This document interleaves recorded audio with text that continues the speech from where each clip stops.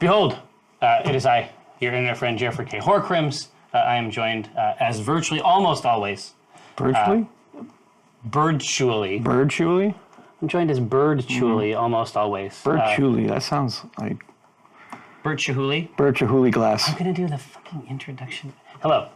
I'm the person I said before. This is the other person I was trying to introduce. Bird-chually. The timing was actually very good on that, and I'm having a hard time getting angry.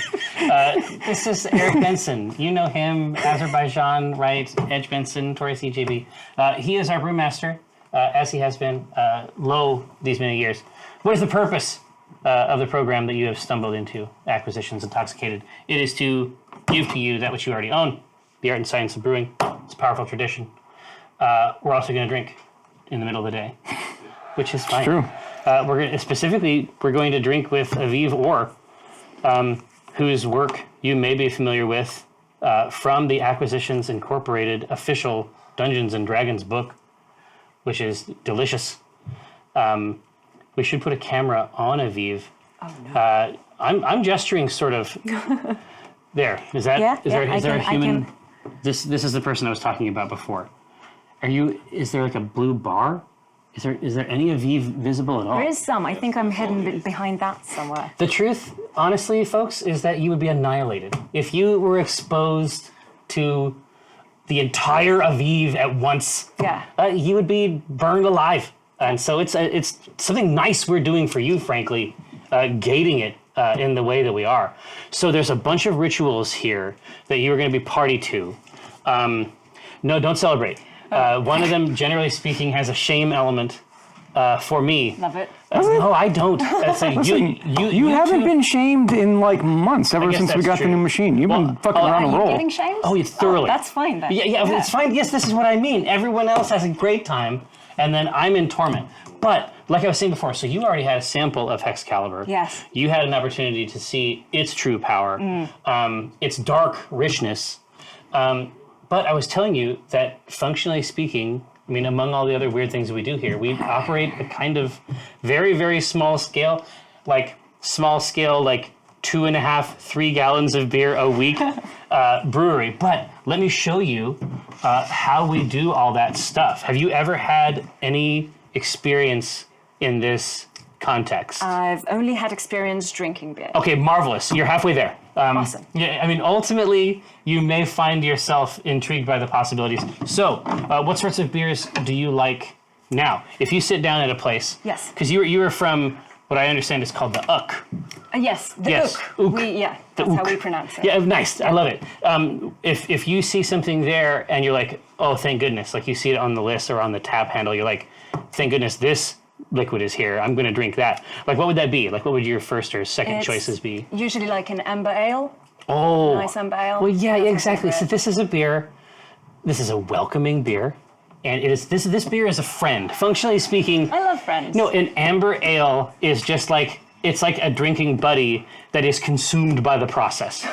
Functionally speaking. Oh, no. No, it works. It works. It's fine. Yeah, you've been engaged in a dark act this entire time. Okay. So this is our device.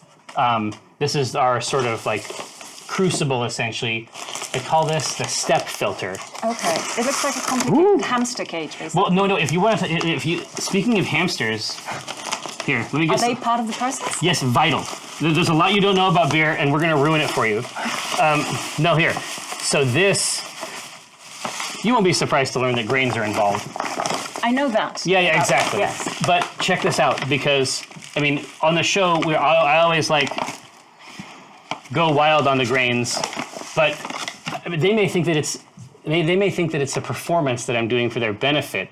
I would like you, as a stranger to the process, to experience in an olfactory way these grains and just paint a word picture for them. Are you ready? Do you want to tell me what I should be feeling so I'm... No, absolutely not. Okay. Absolutely not. No, I just want just interact with these grains in this bag in a normal way. Yes, and like then, you do. Yeah, exactly, and then tell me what you have derived.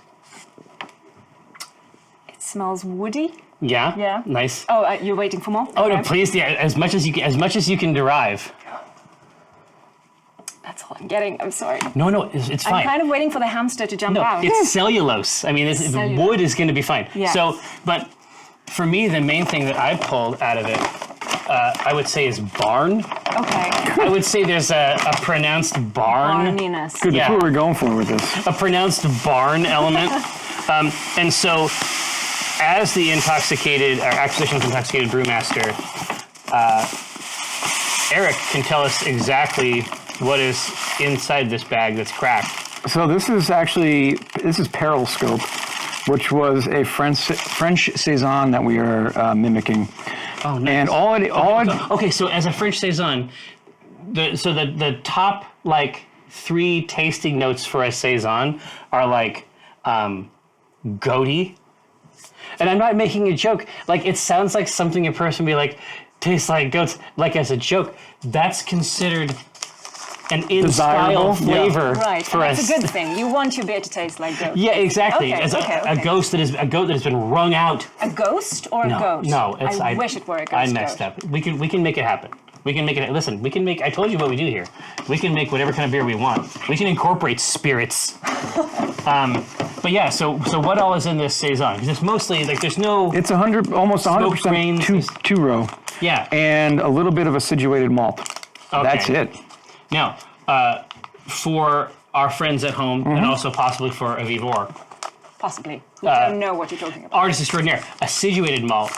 Hook her up. So acidulated malts are going to, when you think, it's going to give a tart flavor to the beer. Yeah. So if you think sour, tangy grain. yeah. Okay, tangy grain, tangy goaty grain. So yeah, exactly. Yes.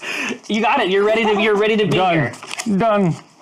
But yeah, so what we use the acidulated malts for is it balances the pH of the water out, but also it allows us to give a tart flavor to a beer without using infected yeast like you would with the sour. So have you ever had like a sour beer? Yes. Okay, what do you think about this? I don't love it. That's just me though. It's not my favorite. I can't fucking stand them. Oh, great. No. Okay, I have no. company. What you were sensing was just relief. Okay. Not a friend. No, not a mouth friend. Not like the amber ale. No. Right? An aggressor. Yes, an enemy. Exactly. Like there's a subterfuge element because they're like, oh, this is beer, and you're like, well, historically, I've liked that, and they're like, oh, wait, we let it get fucked up. And now we're drinking it because we're cruel. Yeah. Or you just don't, want to let it go. Yeah, or it's like we didn't wash out our shit. That's more or less what it is. All right, so what you got here? You got an ounce of Centennials to put in there. All right, now are you ready? For some reason, I always smell the closed bag. Yeah, it's kind of impressive. I mean, It's not. It's just plastic. Now, so we're going to acquaint you in the same way that like most people have never seen like a green coffee bean, right? Most people are not,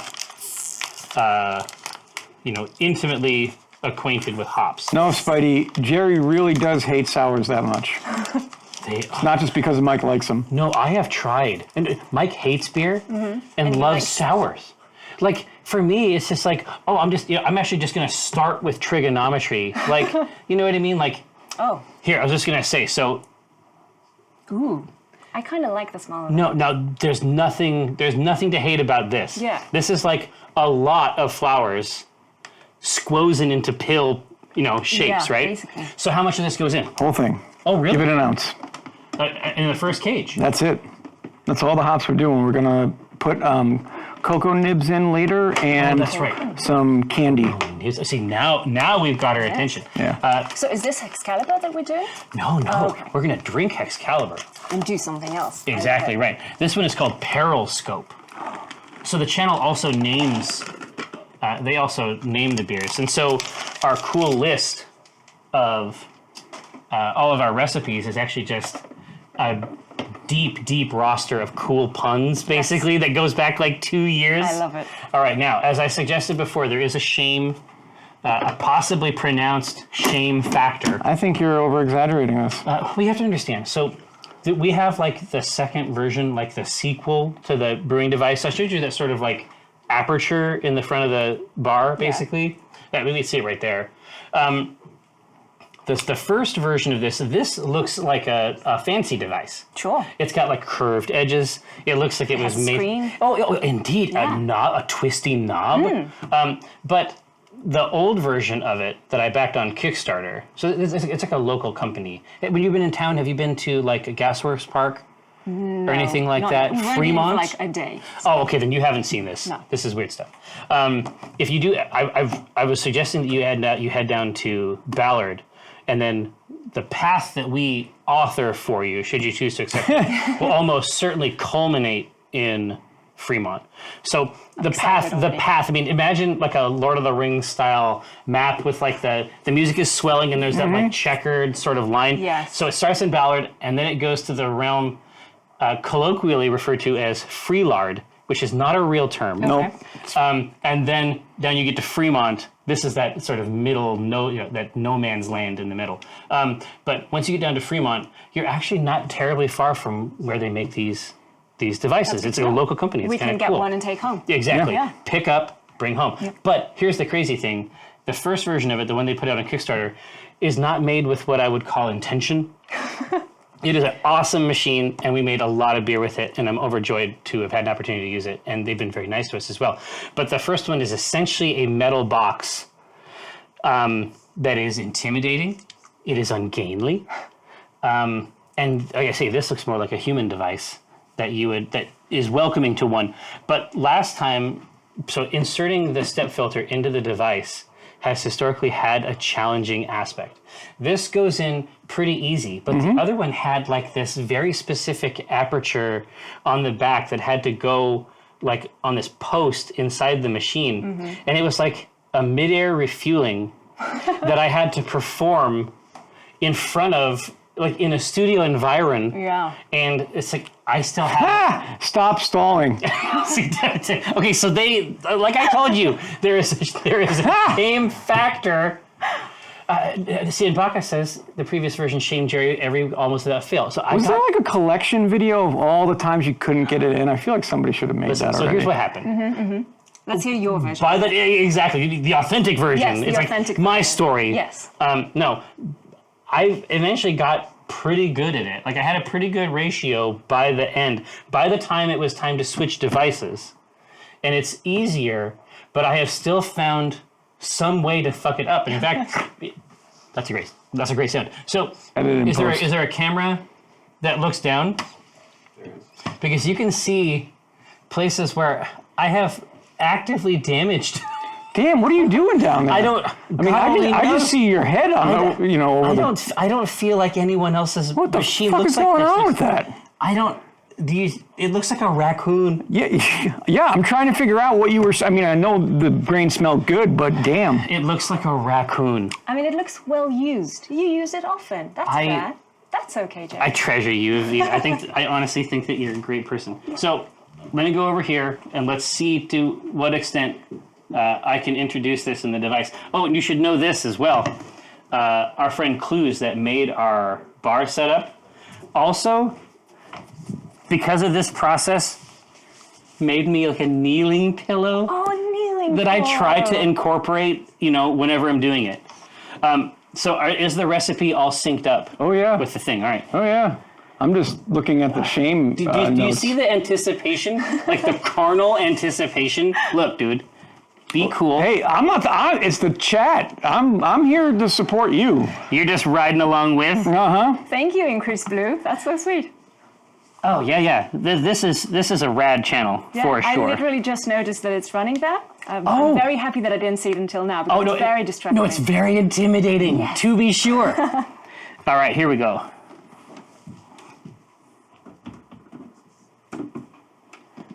All right. Do you hear the scraping? Whoa, hey, now you're cheating. This is cheating. You have one swipe to get this in. You're kind of, I see what you're doing I don't even know what it's scraping against. Is this the first fail? Oh, God, what are you? Is it just you doing scraping? It is. Doing No, I'm not going cheek. I'm not going. God damn it. Here, just use the camera. Use the camera that looks at them up. You guys do your own show very briefly. Do you see these plastic shreds? What are you doing? You're ruining the Pico. You put the camera, Josh. You have to do the other camera. No, you don't. Don't, no. Look, they're already telling you this.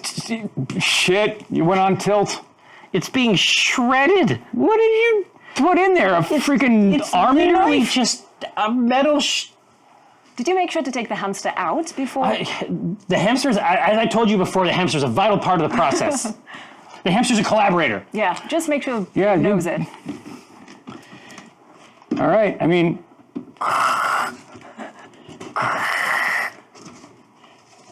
Okay. There's a tilt. Everybody, there's a tilt.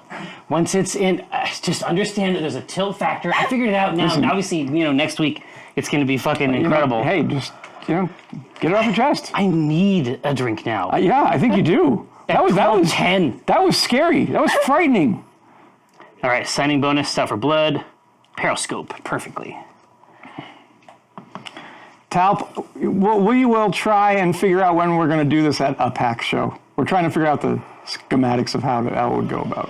Oh, to brew live? Yeah. Whoa. Why not? How long does it take? It depends. Like normally, if you were doing it not with the Pico, it's 3 hours, 4 hours. Oh, okay. With the Pico, because it does some extra stuff and there's like some cooling, it's like 6. But you don't have to do it. You just press a button and you walk away from it. That's so great. It's like a bread maker. pretty much. Yeah. Yeah. Well, it basically is. And the truth is, it's just like, it's just liquid bread anyway. I guess there's also alcohol. I mean, yeah. Yeah. So it's not so different. Ish. What kind of bread? You and I. Yeah. Yeah, exactly. If you want to get messed up while you're eating bread, beer's the drink for you. Yep. All right, now, do you want to get us, you want to pull a Oh, sample sure. or two from the process? And so, we have Wait, two, is Jeff away today? He must be. We have two fucking taps. fired. Jeff does not need 9% in the middle of the day. That's a fact. So, Look at that dark gold. oh no, it's exquisite. So the left one, that's our regular beer tap. As you see, it's had plenty of time. I'll just grab that real quick. It's had a ton of time carbonating, and so it has like this massive head. But part of that is because it has a ton of oats in it as well. So oats provide that head retention, as they say. Always endeavoring to retain the head whenever possible. The one on the right, that's called a stout faucet. Stout faucet. I know, right? Love it. How could Jeff, you not? Yeah. And so you had the one stout- job. The stout faucet is actually for a nitro tap. I was so busy laughing Right? at Gary's The nitro tap attempt to is- slide the thing in that I hurt myself, and so it delayed me. Nice. God bless you. So get a load of this. So Left. have you ever had nitro coffee? No. Oh, well, What are we you won't be pouring? able, you won't be able to avoid it now. Hexcalibur. It's all over. Yeah. Excalibur. I think there's coffee everywhere. We're trying to avoid coffee in Seattle, but it's You can't. No. Well, no, it's obligatory. Yeah. You're going to get in trouble. They just pour it on us, basically. The coffee council, yeah, it'll be externally the coffee will be applied to you Yes, somehow. if you don't drink it. But the basic thing, so the tap is very different. It's about twice You're as not long. drinking tonight, or And we're just the out of nitro cups? just pushes the Yes, coffee sure, or it the is. beer Whose cups? Who's? really hard through a tiny been used? screen. Yeah, full of it's very got some small in it, but I holes. don't know if we were just testing the tap. And it's just had very some. creamy, basically. Ooh, I like And it. yeah, exactly. And so so creamy, like even in coffee, that okay. it changes the We'll get color. another one. Like it looks like it has milk in it, That works. even if it doesn't have it. Just Okay. keg's Right? Yeah. It's awesome. All right, here. So this is a super tall glass of 9% beer. Is that? For Is it me? 9%? Yes. Okay, No. So Jeff, I want to warn you ahead of time. Real quick. So, all right. So you had some already, and maybe you feel like you did it. Maybe you feel like you succeeded at this. But I have more if you want it. Yes, please. Here you go. All right. Oh God. All right. This is very bad news. All right. So, please tell the folks at home and also our revered guests what is going on with Hexcalibur. There's a lot going on in this beer. Yeah. So this was the beer we made for Cathris, where it was him changing. Mm-hmm. So it's actually a stout-based recipe with using an Irish red yeast inside of it. Okay, so that's why it has that. That's why it has the creamier, like the richer malt Yep. taste. And we used Golden Promise, which I love, which is a sweet pale malt. Local grain. And then we threw in some crystal, which was going to give you a lot of caramel. Yeah. And also black malt, which is going to import some roasty, chocolatey flavors to it. But how much black malt, like by volume? Not much. A quarter of a pound. It's only 2.5%. So 2.5% of the total volume is a black malt. Thanks. And this is the color result. Like a little dab will do you. I don't know if they have that phrase in the ook. In the ook. Yeah. A little dab would do. I don't think we do. No. Do you have a saying for when a very small amount of something is sufficient? Try to come up with it. I don't know. It's fine. No. It's fine. It will come to us. Yes. It will come to us. So here, let's give it a try.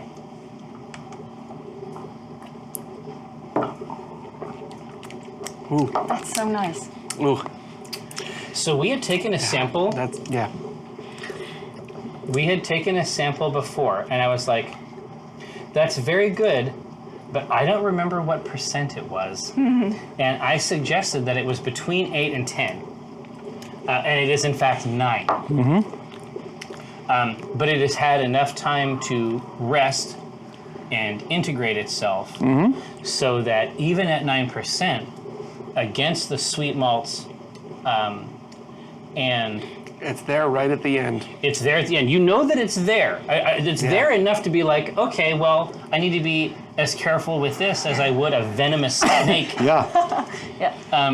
But it's, man. But after that's done, it has such a great stout profile. And I was trying to figure out what was weird. So even with all the same ingredients. Once you get down to the yeast, it changes everything, right? So it's like we were talking about like sours. So functionally speaking, what they've done with a sour is they've taken a good beer, wholesome ingredients. And ruined it. Well, exactly. And they have essentially cast an evil spell on it, Yep. right? But the same ingredients with a different yeast, like, you know, this you can even get like funky and weird still, like go with some kind of a Belgian yeast and come away with like bubblegum, sour apple, clove, in a good way. Yeah. In a good way, Sure. right? Yeah. As opposed to like classic like British or like London ale yeasts where they just do their work and then they just like, these are yeasts that just like punch in, do their shift and get out. They know what they're there for. Exactly right. And some of these other yeasts, they hang around, they malinger, right? And so I think that Irish red, that Irish yeast, that's why it has the creamy texture, which is fucked up. Yep. This to me tastes like a Scotch mixed Yeah. with an Irish stout. There's actually a stout called Irish Death, right? That you can get on the shelves everywhere. for sure. Reminds you a lot of that with it's got a little more edge on it. It's seen things. This is a beer that has seen things. This beer will flip you off and not care. I don't know. It's a hooligan beer. It is. I'm super, super pleased Yeah. with it. I think that turned out quite good. I'm just going to continue to drink it while I sit on this stool. So Good luck with that. Yeah. Aviv, so really good. who over here Right? got a hold That's of you really good. to work on the Acquisitions Incorporated book? So I Was it Mike directly? It was Alyssa. Okay. But I think she heard about me from Mike because we worked I- together on Thornwatch. Yes, I know about this because you had done a bunch of the. Back to Mike. The thing about Thornwatch Take a is nap that at my desk. you're basically playing like comic strips, Yes. right? And so Mike is very picky. I don't. You haven't had a chance to like actually like meet with Mike. You No. talked a lot. Yeah. I mean, not a lot. to Yeah, be honest. exactly. We It's tried true. actually. When I started working on Thornwatch, we were supposed to have a chat before I started working. But then we were two artists sitting in front of our computers and didn't figure out how to turn on the sound at like one end or another. I don't know whose fault it was. So you have to understand this is something that's novel about Mike, is that he emits, and it's barely a joke because this is just the fact of my life. He emits some kind of a ray that makes it very, very difficult for computers to do their work. Just an anti-tech ray. It's shocking. Like so we used to live together when we founded a bunch of this shit, and it was a daily process of making his computer whole so that he could create the work that we needed Wow. to do. I came home once. It's like his computer is like a cat box. It's like a cat box that's just never emptied. and it just accrues. And then eventually, and I shit you not, Aviv, he has thrown computers away. Over time, computers cease to be friends. Just give up, basically. No, I came in once, and I watched as his computer opened a window on its own, and then I saw someone typing commands remotely. Okay, and like I just a suicide note? this whole time I assumed it was the Soviets, but it's entirely possible that the computer itself was simply saying, "Hey, you know, I can't do this anymore. Just please let me go." No, we just unplugged it all and put it in the closet. I mean, I don't even know what happened since then. So I'm going to say it was Mike's fault. Yes, Okay. this would be quite fair. Yeah. But he is very. I'm here for you, Mike. But Jesus. Exactly. But he is he's a very picky person. And so just like the amount of praise for Aviv, like 100%, like for Thornwatch and then for the book, like Secret Weapon, like we feel like we have found a tremendous resource. I'm so happy. I'm really happy to continue being a resource. So. Perfect. We just have to figure out the next thing we're going to do. Yes. But you've actually, it seems like I've seen even more work from you since the book. So did people find out about you from the book, or have you just had like a Destiny arc and it's just being made manifest? So I've been drawing for a long time. For sure. Yeah. And my main project that's been going on for years is a webcomic called Up to 4 Players. A web comic. Yes. It's a comic on the web. I don't know if you've heard of them. Listen, I'm not ready for this. Yeah, it's kind of advanced. It's like web on one side, comic on the other. I know. I don't see it. No pages to flip. No, nothing. exactly it's just right. Online. But it's no, crazy. I actually checked out some of the Up to 4 Player stuff, and so you have a collaborator Yes, on that project. Absolutely, because it's much more fun to work with someone who knows how to write, I think. Yeah. My friend Elana Viran, he's the writer, I'm the artist. We've been doing this for years on like several different projects, and this is the one that's been recent. It's about games, tabletop games, for sure. because we love them. And the current story arc is about 4 people playing a role-playing game. Which set in a world. Is it which role-playing game? It's Savage Worlds. Oh, of course. That's the system. Oh, that's very cool. So cool. Yeah, very light. Yeah, Yeah. it's light. It's fun. It's easy to learn. Mm-hmm. And we actually teach it as we go through the webcomic. That's part of the part of what you're trying to accomplish with the comic is to teach that. Yes. It's like I was saying, I had seen a shot maybe from an earlier period in Up to 4 Players that showed the Star Wars, like the Destiny dice, Yes. which I'm deeply familiar with already. In fact, Mike ran a game of that at PAX Oz once. It's like one of my great regrets is that we've never had a chance to go back and play the next part of that. Yeah. So we basically rolled like our Acquisitions Incorporated characters in Star Wars, and so basically Acquisitions Incorporated in that is like an acquisitions type company that exists out on the rim. Of course. And it's sort of like the first adventure is like a founding thing, but he and I done all this cool work about the setting out there, just because there's honestly, I think that what you can get up to in the role playing game, just it's so bouncy. Like it isn't like pass fail. It's like you can fail well and succeed poorly. Oh, for and sure.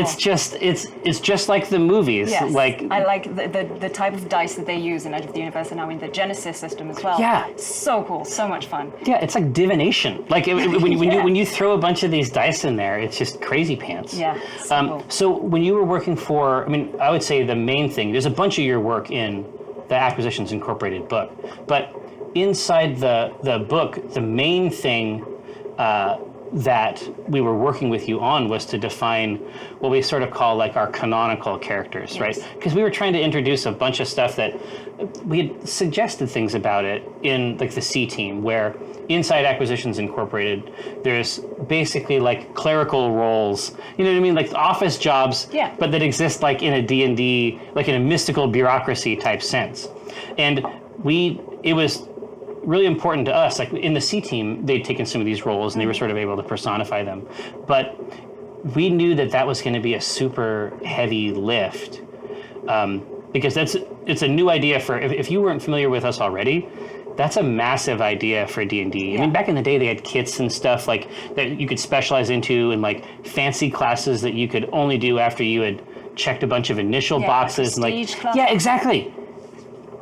You know exactly what I'm talking about. Yeah. And so it was a really, really neat way to add complexity and sophistication, but it's like you sort of had to know what you were doing, like from level 1 to even get to some of these, right? And so we knew we were putting something out there like that was kind of a weird idea on that tier. And it was really important to us that they have versions of those characters or like really powerful personalities that they could love. And then we could sort of sneak in with some of the weird magical office stuff, right? So when you got that list, like, where did you even start? So first of all, when I got the list, what I got from Alyssa was just the very beginning of the write-ups for each position. Exactly. So nothing. I don't know. I mean, even when I had just that, I thought it was so cool and interesting. And each position I thought was already really well defined. Really? And it gave me things to work with and ideas. And the fact that each position has its own tool. Yes. Its own, like, a thing, equipment that That's they true. work with. That immediately sparks ideas. Okay, good. So once I had that, Heavy lift. I mean, I don't know. I mean, I think you just did a really good job, writing the beginning of it, because it was just, I get those people. I understand these positions. I know what they're supposed to do in the company. right. I know these positions in real life. Like Did you the even have- secretarian. I know this person. Oh, for sure. Did you even have, I'm trying to remember, like back then, because the truth is that you were working on the book before many people even knew such a book existed, right? And so I'm trying to think about when that came through. Did you even have the names yet? The names for the characters? Yeah. No. Oh, jeez. I mean, I came up with the characters randomly with like a random generator that gives you a class, it gives you a race, and it gives you like an adjective. Nice. And I compiled this up and I said, okay, so this one sounds like a cool occultant type thing. Definitely. Yeah, let's do yeah. that. Definitely the tabaxi was going to be the Hordes the name of the person. Hordes person, Yeah. yes. The stuffed person. Of course, it's Right. a cat, obviously. And then the elf barbarian for sure was going to be the age out person. Right, yeah, exactly. doubt about it. Exactly. Like, we have an opportunity to put such a weird spin on sort of like outside, like fighters and like classes that just sort of like, that's not very exciting. Like, this fighter is also like a half orc, like with a dad bod. Like, where does the dad bod half orc come into all of this? I mean, why not? No, I know, I support you 100%, awesome. but it just before I had seen it, I was like, I've never seen that before. I Yeah. think that may be new. I think half orcs are usually just massive units, muscly and ready to fight. But this guy's he's about finding new places and discovering and doing maps and stuff. So yeah, he's a bit chubby, but that's okay. It's fine. It's fine. It's just, it works for him. Yeah, for right? sure. And one of the things I loved that I got as art direction from Alyssa was that use as many varied body shapes and colors and everything that you want. And I really love getting that as art direction. I do that anyway, so when it's supported. Exactly. And so that was the plan from the very beginning, because it's just sort of like, I mean, now the book came out and a lot of people, I mean, it seems like people really enjoyed it a lot, but it's like when you're putting it out at first and you're putting it together, that's not a guarantee. Yeah. There's going to be people who like Acquisitions Incorporated, and certainly we appreciate that. We've been at it for a while. But that doesn't mean that as many people are going to buy the book as did. Mm-hmm. And to my mind, that means that what we were able to put together was something that was surprising. And so as far as like trying to manifest as many different types of people as possible, for us, that's just part of making something that everybody sort of has a path into. Yes. Right? And then once we're able to do that, then we can sort of like, it's like, now we got them in, now we can be like, okay, actually, yeah, so this is like a job. Mm-hmm. Your job involves killing monsters underground, and then there's like a break room. You know what I mean? Like, we're able to put in, like, attach a bunch of really weird ideas while also like trying to invite people into it, which is just a real treat. And then I was able to see this awesome art, and then when I got the awesome art back, then I was able to use the art to make their names for the book. Yes. And then tell stories, aside from the functions, right? tell stories about the characters that you drew, like give them personalities. And so it was such a weird, it was a legitimately weird, like completely asymmetrical collaboration. Yeah. But when you look at the final thing, it's like, it is completely unified. I absolutely love it. I mean, I was chuffed, to use an ook term. Chuffed. The only time I've ever heard the term chuffed is in like Thomas the Tank Engine. Oh, well, there you go. He's chuffing like Yes, 24/7. that's all we have, basically. Yeah, it's the cornerstone. Yes, Thomas and Amber Ale. Exactly. Friend, yeah. These two things. Yes. The potable friend. So Sure. what's next for Avivor? Like until we find something else for you to tackle. Yeah, just until now. Yeah. So right now, the main thing that I've been working on, other than Acquisitions Incorporated, is the Crystal Heart setting book. So the webcomic this is the that I set. I was mentioned. going to say that this is the setting from the comic. Yes. Wow. Yeah, we've made up this world and a bunch of rules that sit on top of Savage Worlds. Right. And they've been playing it in the comic, and people have said, "Hey, this is pretty cool. Can I play Man. this?" So we've released a setting book that Savage Worlds come with a lot of setting books because it's Well, because by itself it is very, very thin. it's just rules. I mean, I was There's going no to say world. on your way like out back into the foyer. Yes. You'll see a copy of Savage Worlds out on one of nice. the bookshelves out there. But by itself, I mean, it really is just a tool for you to do your stuff. Yes, it's just the rules. It's not setting specific. So many people write settings for it. And it's Crystal okay Heart- to do? Like, it isn't That like is a what you're licensing supposed to thing? do. You need to get a license. It's the done thing. Yes. Oh, okay, you do. Yeah. So it's like an official we thing. Actually got we got gifted a license by Pinnacle Entertainment because we did a webcomic where we explained how to play their game.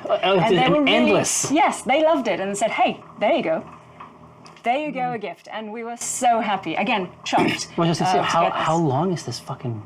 The webcomic? How long is it going? Well, no, I mean, in terms of the Crystal Heart Yeah. setting guide, like how much is this? 216 pages. Oh, my Lord. Yes, and I illustrated all of it. Well, I was going to say, because there's a bunch of the samples. So if they want to see, like why we think you're so rad, where should they go online? So they can go On the to web. avivor.com online. That's my website. Very tasteful. Up24players.com. That's the webcomic. Or they can find me on Twitter at avivor. Guys, it must be so nice to have the name that feels like a brand already. I know, it's amazing. There's no labor involved. Yeah. Aviv Or. ready It's to go. short, it's, yeah. And or is like gold. Yeah. Like it's just And light. In Hebrew, it means spring light. spring. Yeah. Hold on, so Hebrew has a specific word for the light of spring? Well, it's Aviv Or. Aviv is spring. Oh, the and- full thing. Yeah. So is it... Okay, this is the last thing I'll ask you. Yes. And then I'll set you free. I'm ready. It's not actually pronounced Aviv Or, is it? It is. Really? I mean, That's yeah. actually close? Yeah, it's very close. Okay. It's in American accent, but yeah. So what would it sound like if it wasn't in an American accent? Like in Yes. the original Hebrew Yeah, accent. exactly. Aviv Or. Oh, it's still pretty good. Because your Thank you. friend Ev... Yeah. My Your friend- husband, Ev. Oh, I didn't even know. Yeah. So nice to meet you. You're fine. So, but he goes by Ev, but his actual name is not that. No. Do you remember what it is? Well, he gave me two different versions of it, That's and true. then I just started calling him the Leviathan. Which is pretty close too. I yeah. mean, so it sounds like a fantasy beast. Yeah, pretty much. It's Aviatal, which is a name of a cleric or a priest from the Bible, I think. Yeah. Yeah. pretty No, much. he says yes. Yeah. Ev says that is true. Well, he's very nice. You're Great very job. nice. Yeah. Great job. Thank you. Keep a hold of that one, I guess. I will. Thank you so much. Thank you. For coming in to the studio. So you are also going to be hanging out at PAX West as Yes. well. So have you been applied to many panels, or because I know that we're going to see you at the very least at the Ack Inc. book signing, which is probably like the most. This is going to be the fanciest book signing. There's going to be for this time. 100,000 people Yes, there. I think, exactly. to sign 100,000 up. people. Yeah. No, those are just the contributors to the book. Yeah. There's going to be 1 million people in a line waiting to get the signatures. I've never done a proper book signing. Really? Yeah, I'll just follow you. Well, this is just going to prepare you for when the Crystal Heart takes over. Yeah, for sure. the next level thing. So nice to meet you. It was so good. Yeah. Thanks. Here, so you should take this. I will take this. Yeah. And then what we should do after we wrap up here, let me email you our sort of Ballard, Quest. Freelard, Yes. Fremont quest, so that you, because it's very sad, but Precious Chat, I understand that Aviv had a less than optimal beer experience in Seattle. It will not be born. And we're going to fix it. Yes. We're going to fix it 100%. And I in mean, fact, we've already started fixing it. oh, To be no, honest. already today. Yes. Already today. Well, it's going to be the thing. It's like you go. It's like I make beer. It's like okay, cool. And it's like here you have some. It's like if a person has a band and they're like, oh, here you got to listen to these tracks from a band. It's like it's like you never know what you're in for, but it's actually kind of good. So, and I will post the same list. In fact, I'll just tweet it out. The same list that I cook up for you and Av. I'll make sure that everybody else has access to it as well. And it is for us. It has a pilgrimage quality because so much of the work that went into the world building for the C team was basically made on the walk I'm going to offer the two of you. That's so very cool. We have spent. I mean, you will see ghostly versions of us walking in front of you until then. Yeah. So nice to see you. Thanks for coming. Right now, I mean, I don't know what the right thing is. I mean, do you take off the microphone and then do you crawl out? I can crawl out. Is that? You just tell me what to do. I'll take off the mic No, and then if you just, I'll I think just fly out. I think if you walk out, Yeah, that's it'll be fine. Yeah. Okay. Thank you so much for having It's me. a That was pleasure. really great. I'll see you, Pax. What a treat. I know that I have been enriched by the spring light. You know what I mean? I've been energized by it. All right, now, so it's 12:45. That is the fastest 45 minutes I've ever experienced in life. What a treat. CF. All right, so, I mean, now it's time for us to take things to the next level, by which I mean marriage. It has been proposed before. I was just going to say, it's been 2 years. You know what I mean? It's been 2 years. No, I'm already spoken for. But we should probably try to make a beer. I mean, that's That's the fantasy, right? I have my poll device right here. So what should we do? beer. Well, optimally, I mean, you know. that's the optimal scenario Yeah. for us. But I'm saying, what should we try to tap into here Good question. on the way? I mean, I know that we messed around with. We had like a partially done stout recipe. But Finished it. It was finished, right? Yeah, it was on the road. The oatmeal that's stuff. right. That's right. Yeah. I was gone for that one, right? No, you're here. I can't. So it all rolls into one. Time is flat, Oh, people. a non-hoppy beer, never. So if you are in town for PAX and you would like to try signing bonus, there's a few places you might be able to get it. But the easiest one is probably going to be at the Woods, which is the Two Beers tasting room. I would say Tap House, but I love Dan a lot, and he calls it a tasting room, and so I want to honor him. Yeah. But they should have some cans available for purchase, and they should also have it on tap. Yeah. He says there's It's actually really some good, kegs. yeah. And at the Frolic event Oh, yeah. after the show, they are also going to roll in. Dan's going to roll in with a keg of signing bonus as well for that. Pretty cool. So it should Great be to have it on tap. pretty cool. Mox has it now, too. What? The signing bonus. You can go and buy it at Mox. Are you kidding? I swear to God, it's fucking amazing. Like you can just on tap. It's I like don't on know. the I list? think it's you can get the cans there. But I know it's at Mox because somebody asked about it This yesterday. doesn't make any sense. Like, No. why does it being at a game shop make me more proud? I know, right? Especially Mox. Like, I want to go on our, we have Trip now we have to go and on the then pilgrimage and then culminate get our beer at the the signing fucking bonus. How rad is that? Oh yeah. Well, Increased Blue, I will see you there. So, Water Davian Artist Beer. Now that's interesting. Gin, no, there's not going to be any potable PAX Pox. Good Lord. Oof. Now, Samatep, has there been a PAX themed beer? We have not done one. Yeah, like Profit. as a. That's a Yeah, it's interesting, right? underdog. Nobody lives out, retires from Acting. Yeah, the idea is preposterous. That's why we did the that 10-year, Yeah. right? You get the bag. With I know. Yeah, here's bag. have fun. See you in another 5. PAX. And so in this case, PAX would be. We'll figure out a fun in-universe vibe for PAX, to be sure. Everything. Thank you so much. 17 months. Oh, the AI retirement beer only served when AI members to retire. And so that's actually the subtext. So it's just a bottle of air? Yeah, Right? That's the easiest recipe we've ever done. Performance review. Interesting. Oh, that's kind of fun. Data Tech, maybe next time we do a show, let's look through the book together, obviously, and try to figure out one of those characters to do something special for. Well, Binwin did retire, but that's only because he was transformed into stone and then disintegrated. If that's retirement, then yes. I mean, yeah. Oh, it's the most awesome beer ever, but no one knows. Wait, which? It's the Okay. hipster of beers? I don't hate this idea. No, I'm not against it. Like don't there's hate- actually one beer, one bottle produced. Yeah, exactly. Bottle. Yeah, so basically just be like on all, us firing on all cylinders, like, because usually we're trying to do a specific theme. Like, what if we were trying to make something that was just fucking awesome in an independent way? Retirement.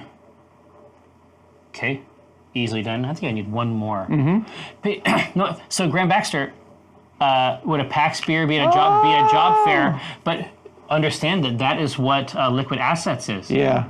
That beer. What would a PAX beer be? I mean, it's everybody getting together and enjoying Exactly. a video game culture, right? Exactly. So it's either based on PAX as the real concept, Yeah. or it is based on some kind of in-universe gathering, right? So we have to figure out the substrate. Yeah. It might just be it may not be sophisticated. If there was a PAX beer, I would do the real concept of PAX. Yeah. Like that would be neat.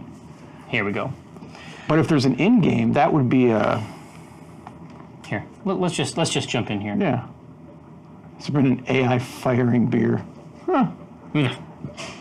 Firing beer. Ugh. But the truth, Blind Cleric, is that I always drink them.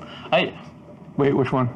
Sour. Oh, sour. I always try. Like, Yeah, I'm not mad at it. There's at all. been a couple where you'd be like, oh, okay, that's not, that's drinkable. It took some doing. Yeah. I keep thinking that if they go like with a dark grain body, that's going to be the thing that sets it off. But I don't actually like that better. Mm-hmm. It just has to do with the whole process. Yeah. Yeah, calculate. They're basically like the truth, right, is that I have a hard time with wine as well. I just find wine very challenging to drink generally. Like with a meal, I like wine, but it would never be my first Yeah, choice. you're not like open you're going to get a bottle wine. and sit down, yeah. No. See, calculate. This is what I think. I think that sours are amazing for people who love. I think of sours and wine as being sort of a piece. So, on that tip, though, calculate. If you ever see a Goza somewhere, you should grab it because that has a tangy cast to it as well. Angus, I think the best way to talk about beers at the show is at the Monday ACK Int meetup. It would work. That's the optimal scenario. Yeah. Oh yeah. See, Slugonix, your boy here, he knows perfectly well about Sun King. Oh yeah, and the Gen great Con beers. ritual. Yep. Yeah, every sure. Wednesday they tap it out in the street. It's pretty fun event. Yeah, I mean, it sounds Fucking exciting, awesome, yeah. right? And they let the show name it, so that's really cool. Oh, so they were on this shit for a while. Mm-hmm. Goes like Swayze. Jesus, that's awesome. Spidey Mark, that would definitely be the best place to bring us beers for sure. It's the place that we can guarantee it happening. Okay. Ultimately, I think what they want is they want us to go into the PAX thing. So let's do the. God, what does that look like? Let's find out. Let's do the PAX recipe. Okay. Let's just get in there. All right. Yeah, so I think it's probably for the actual event, Yeah. So right? Well- And of course, New Belgium is going to come, but I don't think that New Belgium is there with a specific beer for the event. No. I just know that they yeah, it's have Voodoo Rangers. They're, exactly downstairs, Yeah. right? So what does that? I mean, so what does that look like? So when you guys were, when you were sitting around the drawing table and saying, "Hey, we want to do this convention," What were the main thoughts? What were the main kind of, this is why we want to do it? Oh, I mean, I can tell you very, very clearly because I remember it quite well. We had gone to a convention, and Like a local one, or was it just some? It was called UberCon. God, it sounds way super out. familiar, yeah. It's like Jersey, I think. Yeah. And they had, it was pretty small, but it was still really cool. Like it was small, but it had like really rad guests. Cool. Like Sluggy, like the guy who makes Sluggy Freelance was there. Like it was just really like sick. It was a bunch of really cool people. It was the first time I ever played Burning Wheel. Oh wow, I'd never really? seen a system like that No in kidding. my life, right? Yeah. And so each of these different rooms, I mean, functionally speaking, this was like a closet. It wasn't like a room at all. It's like the sort of room that you would have like if you wanted to practice a clarinet. Right. Like, Right. It was not a room in the classic sense. Yeah. It was simply a place where other people couldn't hear you play the clarinet. And so they had this room, and people had brought their own televisions Okay. and their own consoles from home, and they were just playing video games in this closet. That's awesome. Yeah, I mean, it was totally awesome. I mean, obviously it was kick-ass. Yeah. I spent a lot of time there. It was sweet. It was also the first time I ever did a Q&A, like, standing up. Okay. Like, we were, like, sitting behind the table, and they were asking the questions, and I was just like, this actually just feels really weird. It's like, do you guys mind if I, like, stand up? And then, like, we've done that's how we've always done Q&As, but Q&As at conventions, generally speaking, are not stand-up. Right. Right? But we were, when we saw that show, we were like, well, how about this show, but that room is the whole show, right?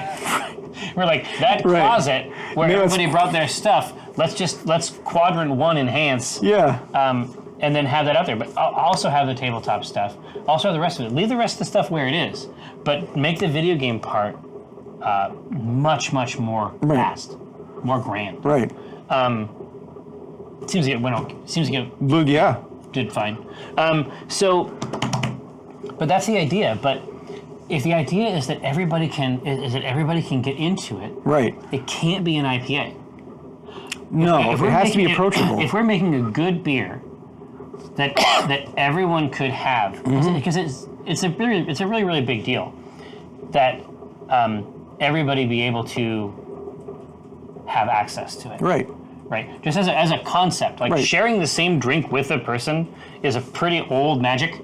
Yeah. And There alliances have been formed. exactly. Countries have been founded over, We share a you know. glass, right? Yeah. And so I think that the main thing that we want to do is, I mean, obviously, we like IPAs. A vast segment of the market likes IPAs.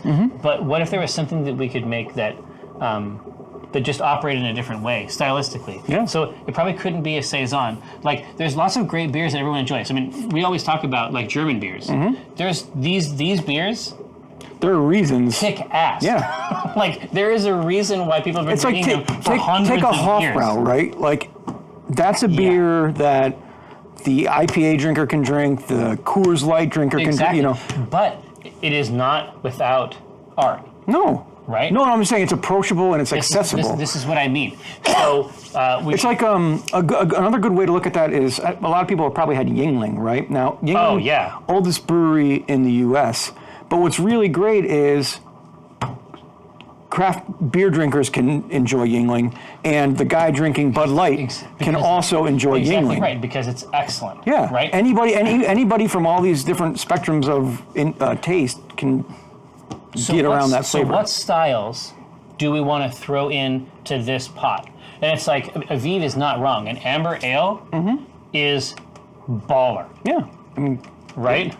Like, a classic amber ale just works for a lot of people. It's like with Brenna. It's like, I bring a lot of stuff home that she doesn't like. Yeah. Signing bonus, A+. A+, right? yeah. Hazies in general, she's into it.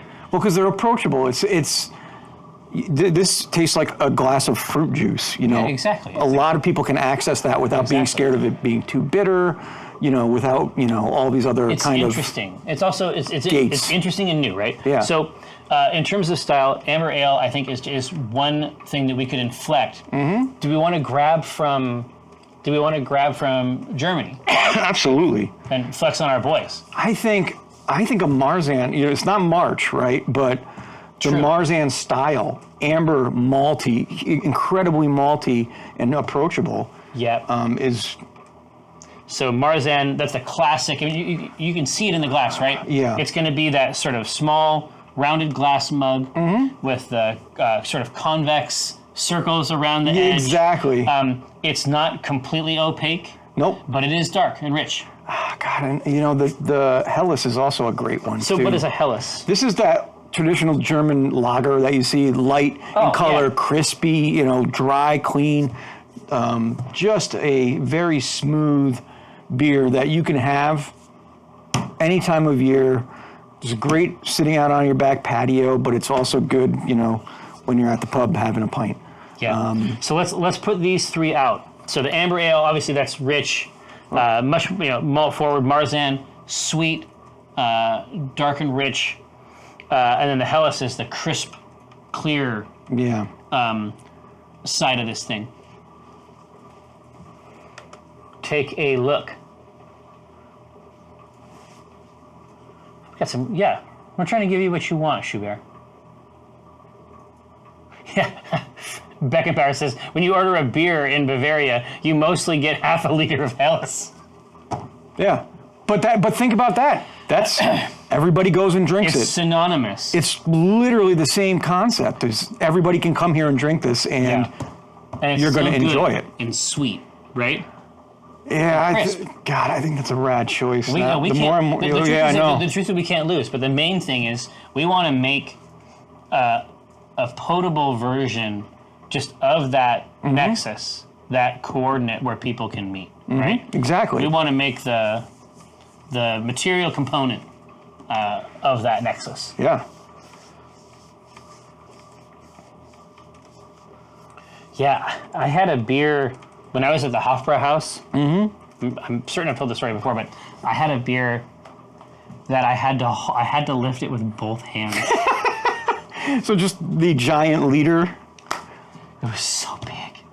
Oh my God, it's like the big glass thing. Yeah. What's funny is I'm here with two hands trying to drink it before it gets warm because it's essentially like a wading pool. And fucking Hans is right next to you, just doing this, laughing at you. Oh no! I'm talking about the women who bring the beer. Oh yeah. And she's got probably 12 Yeah. of these.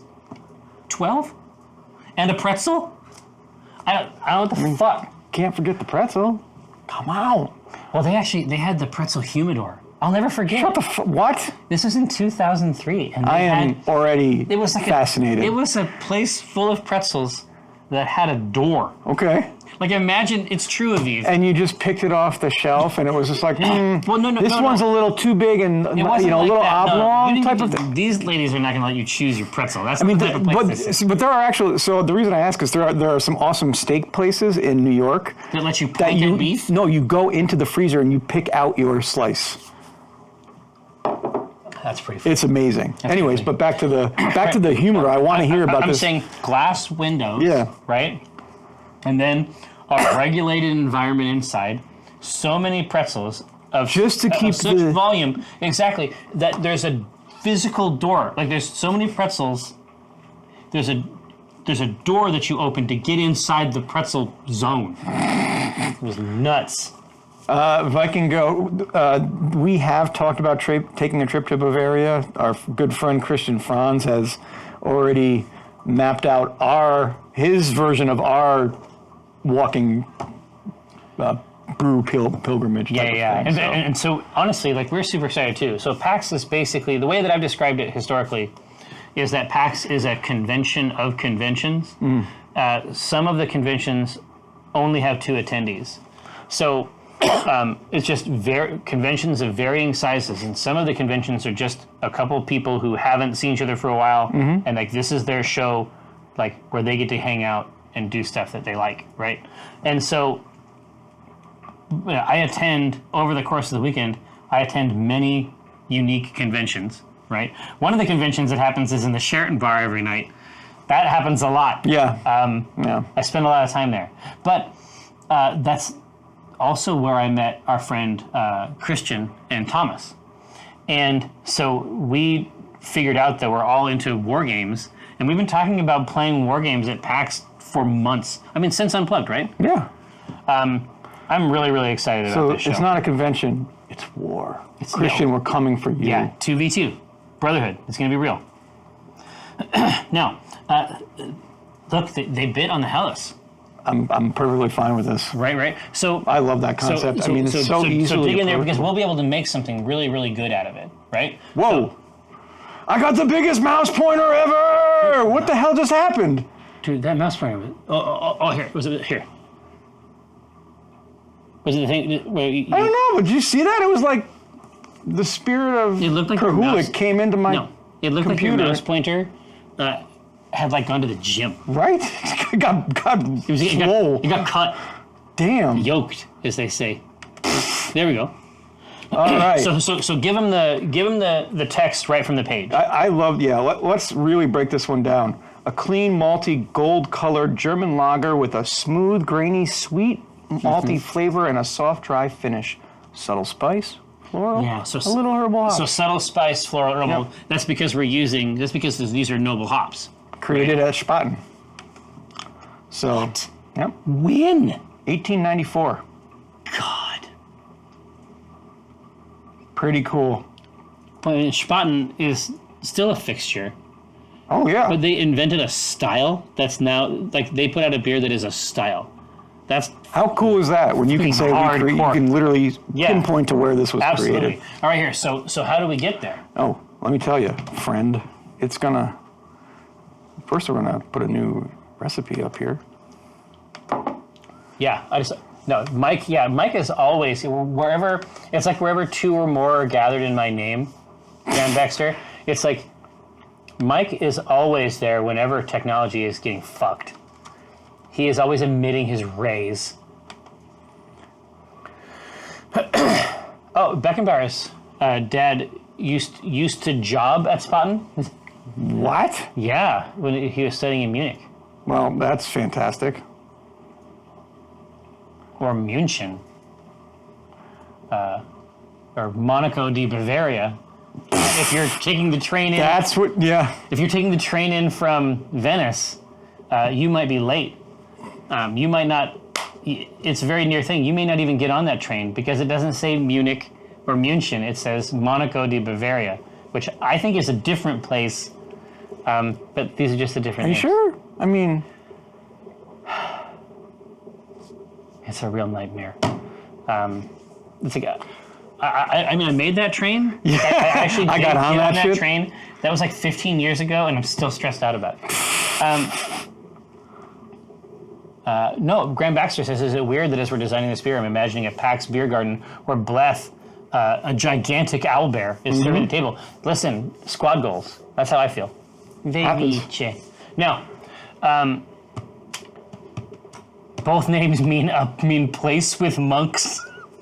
Now, that explains everything. That explains everything. All right, now, so in terms of the base, like, so first let's get some. those are the classics, right? Abivabs, Munich yeah. malt. Yep. Yeah. Well, not actually Munich. You're going to be because it's lighter. I was gonna say Munich's too sweet, isn't Yeah, it? you're It's going too to. big. You could put a little bit in, but primarily it's going to be almost 100% Pilsner. Yeah, exactly. Could be to get the crisp, Yeah. clear, Yep. right? Yep. But first, But we get to inflect it. That's yes, the main thing, right? exactly. That's where you're correct on that one. So ABV, these are not high ABV beers. These are sessionable. We're going to be drinking this all day. Exactly, and as a result, I think it's actually important if we're committing to the thesis. Yeah. Of PAX? Of PAX, and like something that everybody can clink together. We don't want it to be too crazy. No, because when you think about it, say you're It can't having. be south of 4. This is like everybody landing. You don't want everybody Right. bombed after the first hour of the land, right? we have attended that land. I mean, we've all been to that. I'm not land. You know what arguing land it. we're I'm talking not about. arguing it. I'm not saying it's a bad thing, but this is happen. not a sprint. It's a marathon, right? Exactly. So, let's say 4. That's a classic. I mean, it's a solid number, divisible by 2. I'm a fan. So 4. 6 is too much. Yeah, 4.75. I don't know. I'm just Yeah. gonna pick out numbers. I'm gonna say 4 to 5. Okay. and then I'm going to do 5.5. Oh, so like a 4 or 5 and a 5.5? Yeah. Let's just try those. I mean, my suspicion, there's a lot that I didn't understand because, I come from this town, which, has a craft beer thing. Mm-hmm. And then there's definitely a period where the market really deeply fetishized ABV. Yeah, well, we're still finally in it. We're still in it, but finally starting to get away from it. Yeah, and it's just, like, that's not interesting. No. Like, I don't need to flex my muscles to say I'm drinking 9% beer. You can just drink. You can get alcohol in a more concentrated form if that's what you're interested. Like, you can get there. Yeah, it's called whiskey. Much quicker, if that's what you're trying to do. But beer, at least in my mind, is about actually having it together, actually sharing it with other people. Mm-hmm. And so that's why, first of all, I think this is a good theme. But also, I remember like a social experience that I had in Australia, and I've talked about it a little bit, but I'm not sure I went into the shame factor of it. See, this is twice you brought up shame. We're not bringing it on you. You're just bringing it on. I am shame. Persona. Yeah. Anyways, what is it? Like made flesh. Yeah. And so, Carlton Draft. Mm-hmm. Oh yeah, yeah, absolutely. It's just like, woo! Okay, is this a good beer? No. Is it safe and healthy to drink? Questionable. Maybe not. Yeah. Should you drink it? Yes. Yeah. Especially with strangers. Mm-hmm. It's a good social lubricant. When you're in a new place. Yeah. And it is thousands of miles from home. And it is offered to you in a plastic cup. You should drink it. Yeah. And then if they suggest that you should dance, then you should. I did not dance. Who took video of that? Somebody. I did not dance. I call shenanigans. And that was, gosh, I mean, that was like 5 years ago. Still had cell phones. I still think about it. I still think about it to this day. So like Carlton, the extent to which it's like our Coors Light. I misplaced it. Exactly right. Yeah. And it's like I was at like Disney World, and I was like sitting at the edge of the pool because Daddy doesn't swim, but he does make sure that you are alive if you were his child, and so that's the role that I have there. And then a person brought a cooler. I don't think he was supposed to do this, but he brought an entire cooler full of Coors Light, and I think it's about context. It's like, I know. He came to get down. This motherfucker came to get down, but it's like if you're offered it. Yeah. That's what's happening. The can is irrelevant at that point. Yeah. He had like won the trip. Yeah. Like on a car sales. I don't know. I learned a lot about this motherfucker. Anyway, for ABV. Yeah, awesome. That's the long story. Yeah. For ABV. All right. Gosh, and I mean, in terms of color, like God, it's not going to have one. We really don't. Yeah, I mean, You know what I mean? Here's that one may not be a part of it. you want to see what your color gradient is? 3 to 5. Take a look on the SRM. scale. I mean, actually, if you do look, you have one that's going to be lighter in color. 5 is going to be a more rich color. Yeah. So it's not. Here, but let's give it to him. Here's the thing: we could say 3, 5, and 6 or 7 if we want it. Yeah. 6. Let's do 3. Let's do 3, 5, 7. Yeah. Just in case, and 7 might let us put in a novelty grain. Yeah, exactly.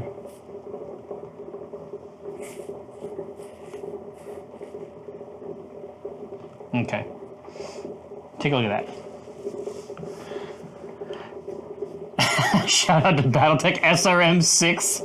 You Nice. dork. You're all Who right, said that? Blackbeck. I'm blanking. Nice. Pale indeed. That's exactly right, GB. Yeah, so 7's got a little texture to it, but it's not crazy pants. The pale itself is 3 to 5. 3 to 5. It's going to be 3 to 5. So that will give us a knob that we can use to elevate this. Oh, absolutely, absolutely. So where in Australia were you? Was this like right across the street from?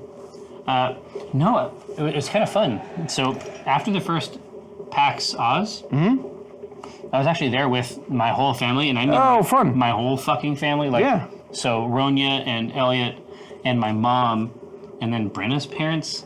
So I mean, there were some sophisticated challenges from time to time out there. Gotcha. But, we got through it. But I actually attended every MC Frontalot show, and he did shows. No kidding. He did like 5 shows there. I went to every show. And so it's like we were here in Melbourne, and then the tour sort of moved over to Sydney. About the same time we were in Sydney, so I saw all of his shows in Sydney as well. That's fantastic. So I had a lot of novel interpersonal experience. Yeah, that's pretty rad. To be sure. 5. This is right in the middle. We can make this work. I like it. And here's the fun thing about this. 4 or 5. So we're going to be using, when we look at this concept of a beer, we're going to be using probably noble hops, and it actually plays into... For the style. But there's still a range inside that. Exactly. Right? But let's talk about bitterness, and how bitter do we want this to be? Bitterness On and how we average... can release it. Today. No. Okay. Oils. On average, it's 16 to 22 IBUs.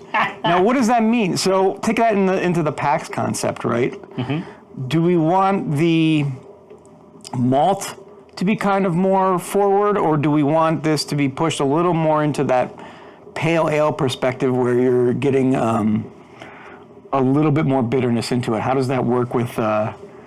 If we were looking at a group setting of people coming together. Exactly. I mean, the truth is that even if you're not a fan of bitter beers, this is not. Too low on this is actually going to be, it's going to be more on the syrup, like more on the cloying side.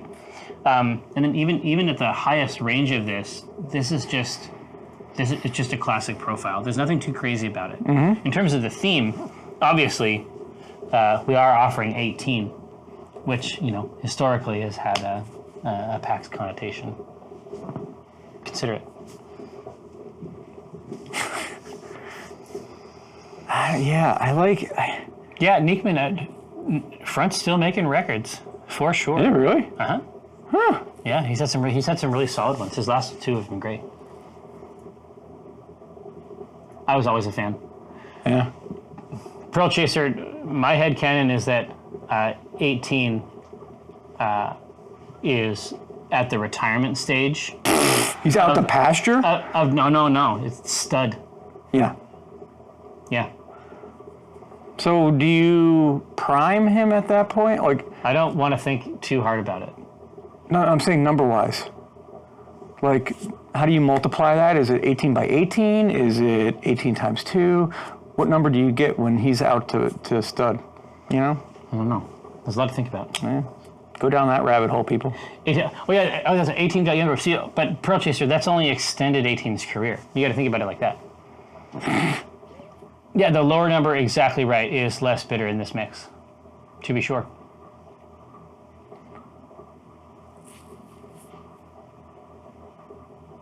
Yeah, Niekman, I have there's a podcast called The Dropout that I think I've listened to 4 or 5 times. It's about Theranos. I could not be more obsessed with Theranos. I think it's really, really weird. Like, everything that they were trying to do is like manifestly, obviously impossible, and then everybody was just fine with it because they thought they might get rich. It's fucked up. It's real, real wild. Demetrios, I think that you may be right. I think they stole our dinosaur as well. You have to understand, Chris Perkins was playing fast and loose back then. He really was. He was doing all this crazy shit. It's just like there's this other gym out there. There's this cat. You didn't appreciate where he was going with his abilities? No. 18. That was an easy sell. Cool. All right. Now, all right. So we basically, this is like infusion tier, right? We have to figure out what the right flavor profile is on the hop side. So traditionally, we would be using a Pilsner malt. Yeah. So, and I think that they understand how this is done, and so I think that we should use Pilsner. But I think the choice matrix we should offer them is what do we layer on top of that? Exactly. Right. So what we'll do is our standard 2-row German Pilsner is going to be our base, hands down. Yeah.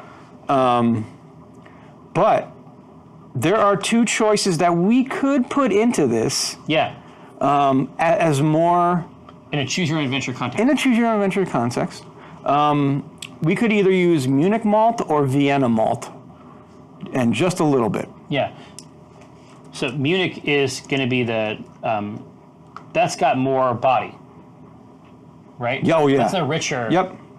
It's gonna be a little more bready of flavor. I love how there's Finnish Vienna malt. How? What does it mean? Yeah. Right. And Vienna malt is going to be lighter in color on the Lavabon's scale, but also it's going to give us that golden color Oh. instead of just, pale. And we really haven't played around with Vienna too much. It's true. But it gives us a better, it's going to give you a better body. As you guys are seeing me check through here, you're going to see that it's kiln dried. So it's just that's what gives it the golden color. Yeah, well, and it's quite distinctive. Mm-hmm. Like what it imparts visually is, again, so sometimes when we're talking about beer stuff or in terms of flavor profiles and things like that, there's some poetry there. Like this is actually like a bright, life-affirming golden color. Yeah, exactly. And that's what, think about it like that, right? And that glow. You got that glow. It's got that soul glow. Right? Let it show. Show enough. Yeah. But it's ready to go. When we think about it in a PAX context, okay, do we go with Munich because it is a sustaining grain that's going to get you through the marathon? Yeah, that has a psychic nourishment. Yeah. Or is Vienna the grain that is kind of like your vitamin V or B, like it's actually golden and going to keep you awake and going, and it's crisp, right? Well, it has the gleaming capacity. Exactly. Right. It has an aspirational quality. So we'll see. Jack Reichel, I have never once in my life engaged in any sort of hookah.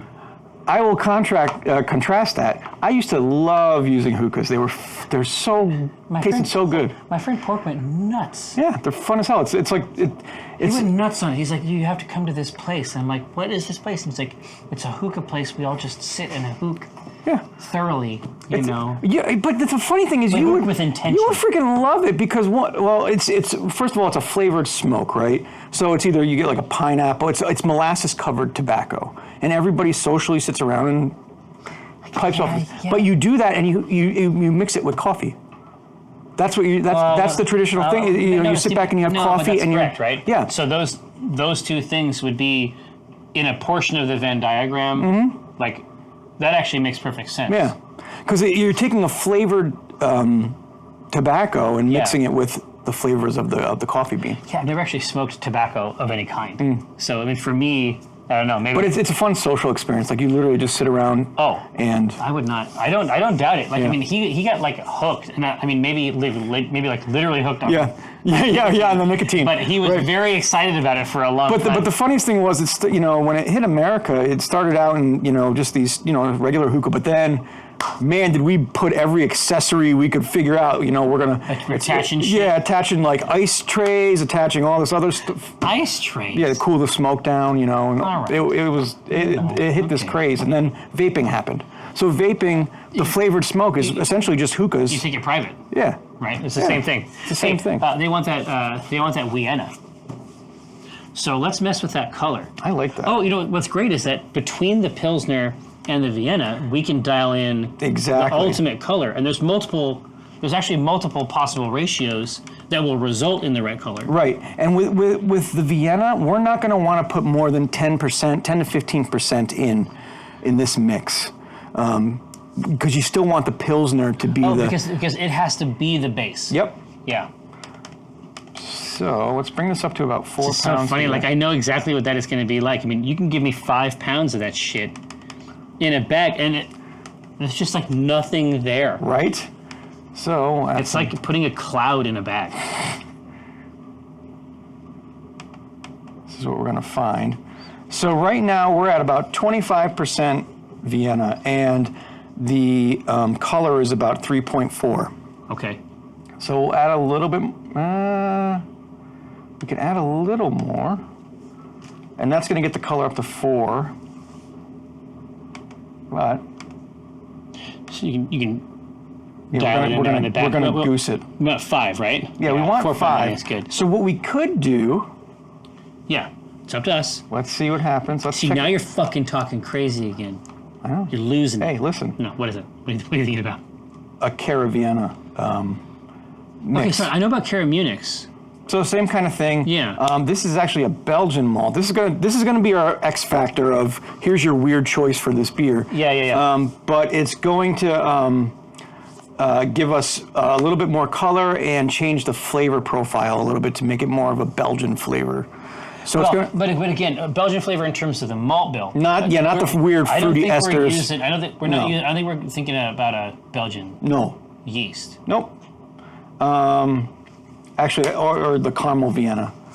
So Caravienna. What would be your notes on Caravienna? I'd say it's going to be a little. How do you describe it?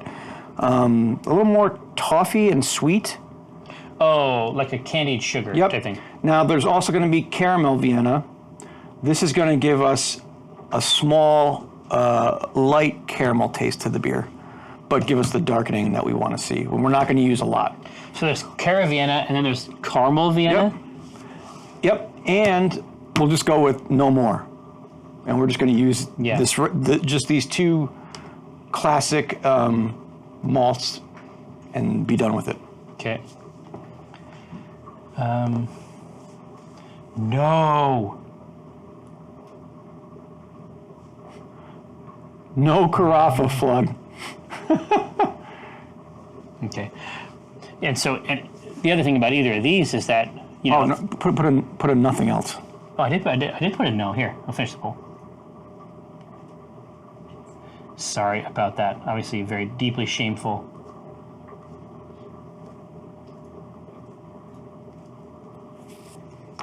Let's try that. There you go. No. I had a bunch of exclamation points in there. I mean, maybe There was everything. There were some wingdings going in. maybe that's where I went so wrong. Just saying. But yeah, the other thing about those new grains is that they're sitting at like 22 SRM. Like those are some serious We need to business. put a quarter of a pound A in. tiny So bit. it's not literally going to influence the flavor profile too much, just enough, and then to twist the color a little Yep. bit, and then either one of those is going to have a different body too. It'll make it a little bit richer in there. yep. So no Comic Sans, you fiend plop. Comic Sans. No, you may. I mean, Comic Sans didn't always have this reputation. There was a time in There was a time in the 70s. No, maybe that's what did it. Just the 70s. in general, it's been a problem. Yeah, it's really gone downhill. What we're doing for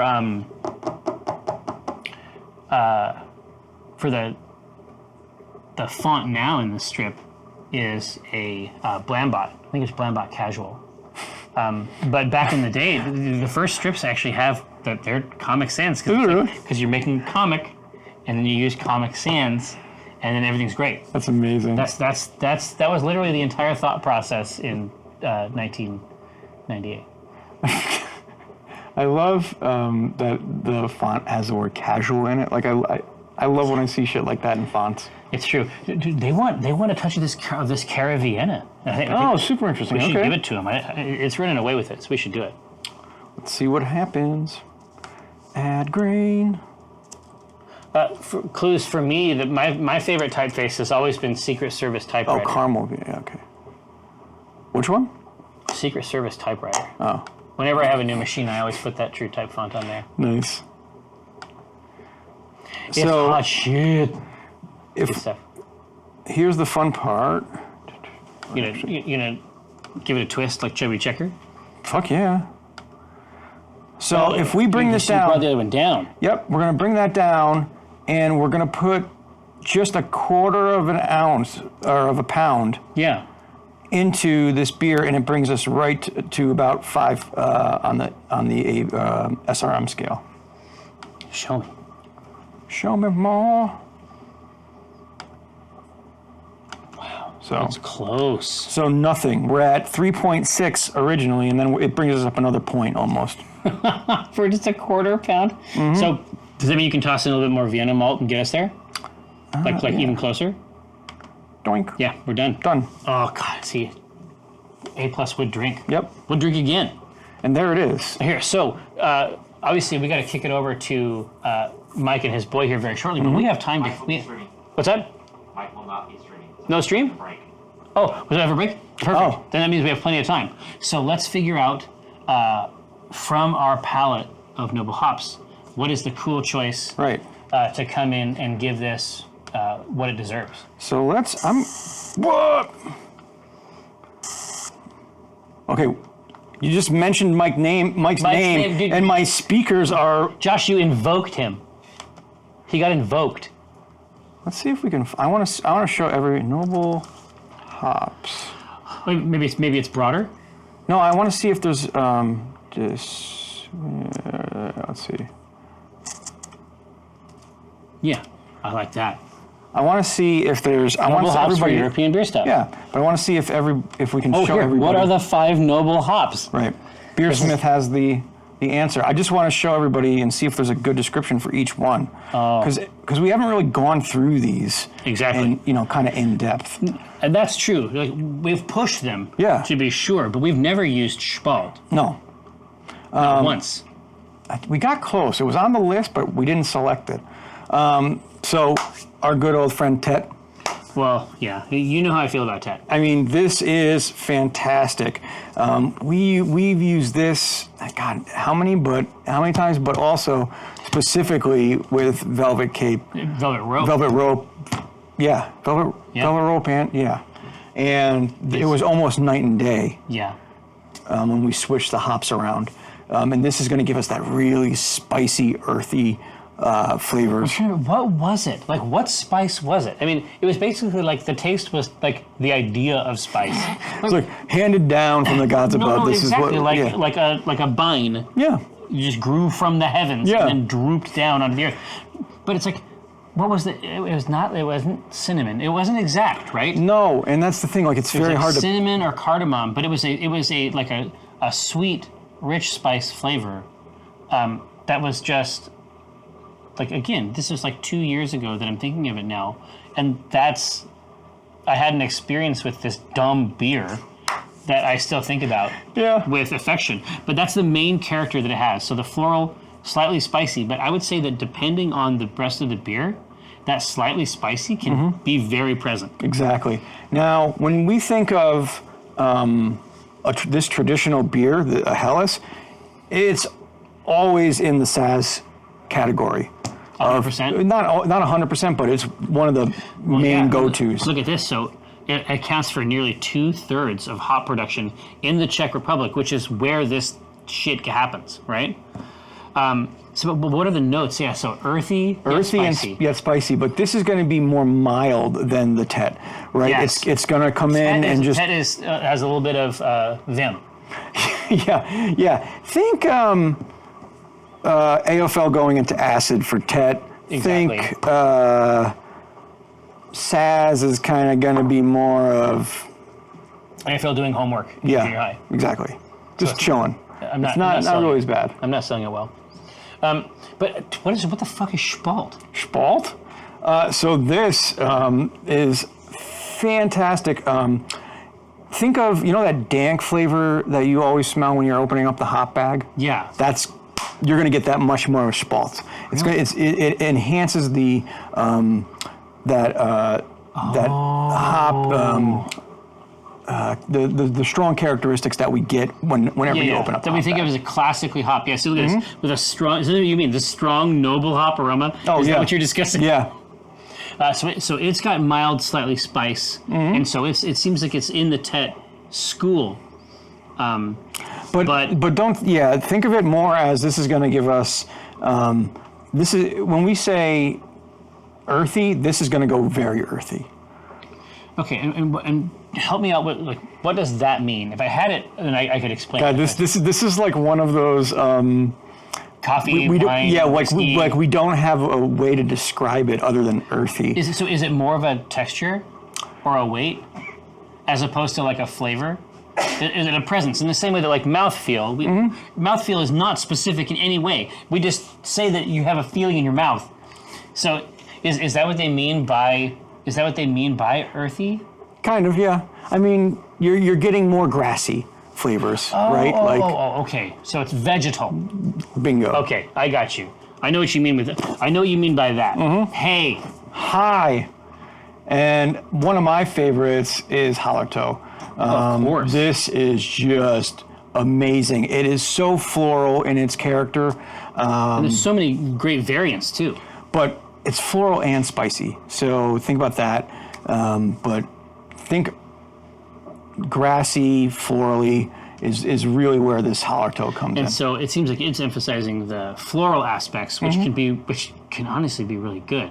And that would be pretty surprising against this backdrop. So I feel like we want to move away from Saz if we're trying to put a spin on it. Okay, so let's talk about like packs. Right. Now this is where we have to really get into the nitty-gritty of the culture of packs. Exactly. How would these be represented in that culture, right? So here, let me do the hops here. So Tet. So when we're looking at this, it's spicy. Yeah, so they all have basically. If you did you play DDR? Yeah. So you know how they had that diagram that like showed the difficulty, but it was like this crazy like histogram thing. Yeah. Each of these has a different mild and a strong, right? Right. Exactly. Right. So the Tet is mild, but like I say, that wasn't my experience. It had a surprising level of presence, Spice. Yeah. right? Well, Tet's going to be probably the spiciest on this list. Yeah. All right. That's what shines through when you're using Tet. Hallertau is going to be the most floral. Yeah. Saz is balanced. It's going to be right down the middle. Yeah. Well, you know, Sass is like Mario in like Mario Tennis. Yeah, Right? yeah, exactly. And so Spalt is about big. Earthy tones, Yeah, grassy exactly. tones.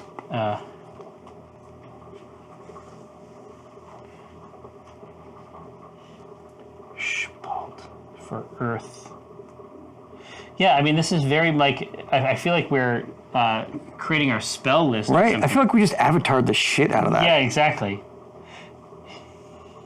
Here, I'm gonna put this out to them. So take a look at this. So it This basically, is Mario. We should have just gone with like Tet is Ganon. yeah, exactly. Yeah. So, but in each of the cases, like they all sort of like on this diagram, they all sort of reach out and communicate some specific thing. But it definitely seems like it's like there's going to be a diagram somewhere where it's like, oh, you know, you use. If you're fighting Saz, then you need Spalt. Yeah. It's like you want, exactly. Don't go in there. Exactly. You need a Spalt mage. Yeah. For any of the Saz content, all the stuff from the DLC. Like you want to make Spalt sure that you have mage, you want to make sure you have a Spaltomancer just in the mix. Like they don't need to be like in the front line, but they have At least to be, somewhere's in the you triangle, want their right? protection. You know what I mean? But I do think that this style, backed up by Hallertau, with the floral choice, kind of interesting. But of course, the earth, I know what this flavor is, and it would be good against that backdrop as well for the Spalt. And it's hard not to. It's hard not to like. I mean, Saz is like the typical thing that you would do, and so of course, you know, I hate it. I can't stand that shit. But Tet, but like I say, the surprising level of, the surprising amount of spice character that we've been able to derive.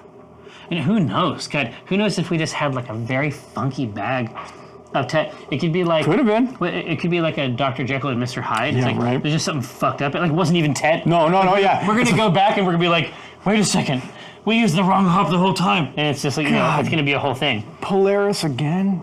Fiends. Polaris. Sorcerer. Polaris is big. Oh, yeah? Well, let's give him some A's. Whoa. Oh, here. What Saison would you suggest for sampling in Seattle? Saison is not super common here. No. If you find one, you should try it. I suggest you go to the East Coast. Yeah, or France. Yeah. I just saw a sparrow drop kick a crow that was getting peckish. You guys get crazy sparrows around your area? Yeah, we definitely do. We get the occasional birdfights.com. Yeah. I have an account. They're coming out on DVD soon. I'm passing this is from Takun. I'm passing this along from Drunk Phytologist, but are you guys aware that it is Meyerson and Rauch, like ow for Rauch beers? Yeah, we're just American. She says every time they are pronounced wrong, a beer skunks. Look, these are the vowels I got. These are the hands that were given. Whoa. I don't know if you've ever heard the song, but... Dude, oh, yeah, Hasselhoff's just going to come in here and beat the crap out of us every time. Any must-hit red in Seattle? I would say that reds aren't... We don't really focus on reds here either. No, we got IPAs. Welcome to Seattle. Yeah, we have an IPA or two. Yeah. But if you want to try something that's from Seattle that is special, I think Obeck is a great choice. Obeck is great for Czech beers, but Rubens and Stoop... Rubens and Stoop are both super broad, but Stoop is definitely... on an IPA fetish thing. Right. But actually, no, Rubens does some really cool off IPA stuff, which is great. Yeah, and especially if you go on the weekend, they often have Cheese Wizards, the truck there. So that's great stuff. That's good for you. Oh, man, when's the trip to Bavaria? God, Fuck, as soon as fucking possible, man. It has as soon to as happen. possible. Yeah. If Christian is going to let us kick it in his hotel, then we're done. Like, that's the best thing. Can you imagine hanging out in the hotel and then, like, playing war games? Yeah, well, going from brewery to brewery and playing war games? Yeah, I can imagine that all fucking day long. In fact, I've got tons of time to take off apparently right now. That sounds great. The issue, right, obviously, is that... Yeah, it's tough. There's so many Paxes. There's so many Paxes, but also a lot of their kill team cards are in German. And so that obviously... Listen, I'm okay. We can bring up... That creates a unique challenge. We if they have the minis, I'll pack the cards. Fair enough. Yeah. Fair enough. Hey, they want the Hallertau, and I'm with it. I like that. I really think that's a cool concept. When I think of PAX and I think, if this is bringing people together, this floral beer is going to do it because it's going to appeal to everybody. Yeah, exactly. There's nobody in this, spectrum that is going to say, this isn't a good smell or a good... It's going to have crisp nose. It's going to be really, really good. So let's get the Hallertau in there. And then, so we need, for the back end of this, obviously we need a yeast and a name. And I feel like the yeast has got the... Mike. The yeast has got the big... has a lot of weight here. Right. I want to... I love that there is a yeast from Bootleg Biology called Funk Weapon. Wait, what? Where did you see? Wait, hold on. Oh no! There you go. Funk Weapon. 1 through 3. Yeah, I was just gonna see here. So show the laptop screen. So you can see that there are fully 3 separate Funk Weapon yeasts. Man, so they went down and they were like, okay. Oh my God. Breaking out the funk in farmhouse style beers. No. What? I think that we've actually gone through this list before because when I look at that first one, look at that. I don't remember ever seeing Funk Weapon. Ah, God, one never knows. But look at this. Pungent horse blanket and fresh leather. Are you for fucking real? Funk Weapon! The answer is no. But... here, Viking Goat. Where should you eat breakfast on Thursday? Beth's. You should go to Beth's if you... No, what's that? What's the other place too? The place right Dish. Yeah. You want to go to Beth's, which is where we would go. The Dish. Oh, this place is great. Senior Moose is right by Mox. Oh, yeah. So that would be another great choice. Yeah, but the Dish is the one that's across from Hales, right? It's very close. Yeah, to yeah, right, yeah. Yep. All right, here. So look at Funk Weapon number 2. 100%, perfect for 100% Brettanomyces fermentations. Oh. Weird, right? Tropical fruit forward hops. It amplifies citrus. Interesting. punchy ripeness. Yeah. And then Funk Weapon 3, young fermentation produces a mild, musty funk and ripe tropical fruit. This is like Parliament Funkadelic of... Oh yeah, but I mean, I think they didn't Shows off flavors of strawberry, cherry, and tropical fruit. I mean, I assume it's tropical, but I also like the idea that... You don't know yet? No, I think it's a strawberry, cherry, and trope. They went super hips. We don't even know what it Yeah. is. It's just trope. Now, so Where is all that damn bootleg? The Mad Fermentationist Saison Blend? God, I don't even want that. Sour Weapon? I know it's bad. These Saison Parfait? dude. These are weird. Motherfuckers. These are weirdos. They're great. Here, so but let's find a couple. I don't mind having a weird choice in here as long as the result of that yeast Right. is going to be something that is still something that everybody can grab a glass of and is ready to go. Actually, I just saw this at the shop today. And Joystick? Yeah. Malty beers that has no issues chomping. No, it's not our style. No, I love the name. The though. name is great. It would be perfect, but it's just not our So style. it's new from Imperial Yeast. Yeah, Imperial just put a lot of new line. Yeah, yeast out, but Yeah, juice for big hops. I think Juicy Goes out, is real yeah. good. They use juice over at Two Beers now. Right. They use juice on Signing Bonus. oh, okay, perfect. Oh, that's right. That's why it tastes so good. Yep. Malt flavors, monastic, no. Napoleon. An Farmhouse. insane wart attenuator. Love It it. will destroy the sugars you say on in farmhouse beers. I mean, yeah. Rustic. Sour Bubblegum Batch juice. Kids. Sour Batch Kids. God, I dude. fucking love these guys. All right. So we got White out turn. Urkel. They have one named Urkel? Yeah. Hey, no, thick hold, Urkel. hold on here. Yeah. Hold on. We might have something here. I'm putting that one up. Urkel. So give me those notes. It's going to be traditional. It's going to be a balanced malt or balanced yeast between. It's going to balance the beer out between the malts and the hops. What is white out?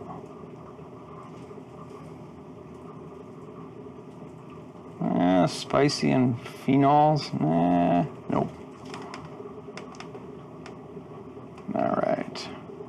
Yeah, we were goofing around, but I think that Urkel might actually be a really classic, especially if it's trying to execute on that Czech, Right, the Czech Urkel style. right?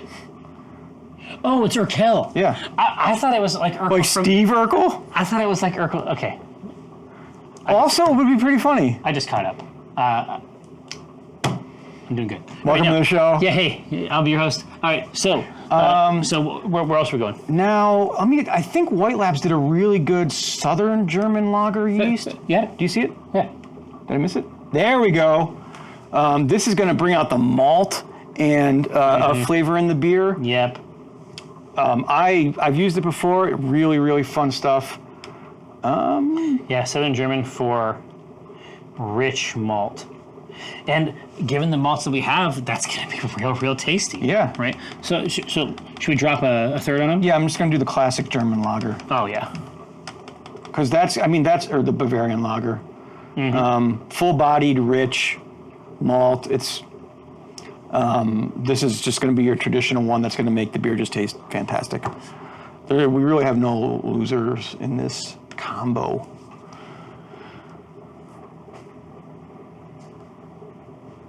Now, there goes the poll. So now that this is running, be considering in your mind. What's that? Huh?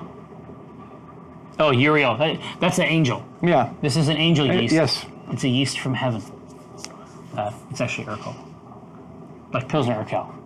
Yeah. Great. Still great. Now, so while this is going, Yeah. now you need to consider, in your mind, just get a memory resonant process going for a good name. No, it's not urinal. Is this Josh, is seriously, this Josh, I did not or expect is this that from Ghostly. My name is not Penny Arcade. He's right. Josh, this is the PAX brand we're talking about here. Yeah, vote 1 to summon Uriel. Yeah, did I brew that sauce? I love it. Yeah, and so we've hit the point in there where the hot water that's washing the grains has basically extracted all the sugar, and now it's just the Vorloff. It's just a strainer. Great. Yeah.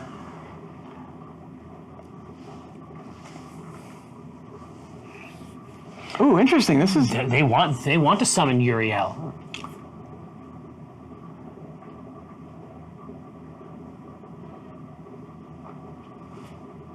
Yeah, they're doing their best to summon Uriel. Well, they still want to summon that angelic creature yeah. for 27. I mean, this is pretty neat because it literally dude, you're Krahulik! possessed though. All right, that's what's going on over there. So names. All right, now. So start throwing a name or two in there. Let's see what we got. Oh, well, welcome home certainly works. Oh, that's great. That'll work. Oh, see, Schubert's backing you right up, too. Pax Yeast! Jesus Christ. Oh, God. I'm sorry, I have to do it. I apologize. Keynote speaker. Liquid Pox. Keynote speaker. Booster packs. Pax Pox Panache. Pax primed. Okay. Oh, hey, now you're talking. This is a Fucking- person who knows some terminology here. Like priming sugar? Yeah, listen. Good job. Oh, 6 packs. Ha! It's fucking so nice, especially since it's the most, like, traditional can type experience Yeah, we've made totally, here yep. at all. Pack's mouth feel. Just A+ content.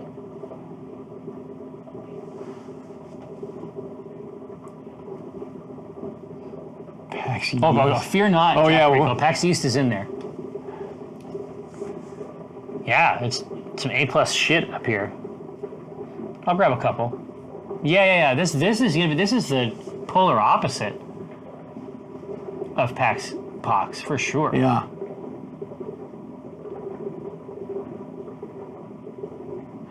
So we got a couple more. Please advise. Warlock Pax. Yeah. Oh, I get it. Yeah. Pax unmugged. Enclave Pax Anima. We'll have to do that for something with Yeah. our precious Power Pax. Okay. Let's see. Potable Pax Pox. I support you, Proto. Obviously, another P. Brian, this is the Gathering of Friends is a whole different convention. Pax a Punch. Pax a punch. If it did, I would do it. Pax on both your Jesus. For the Pax.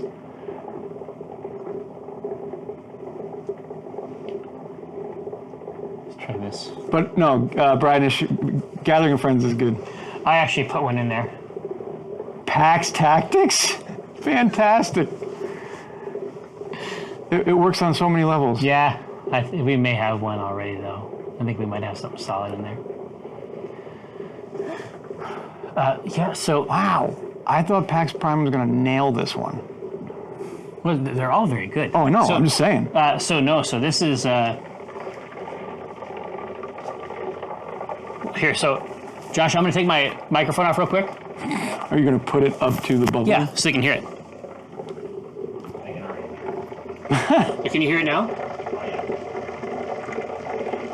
Okay. Oh, she's right. Wait, Lore wants you to sing. It's weird. So that's the kettle down there. It's working. Damn.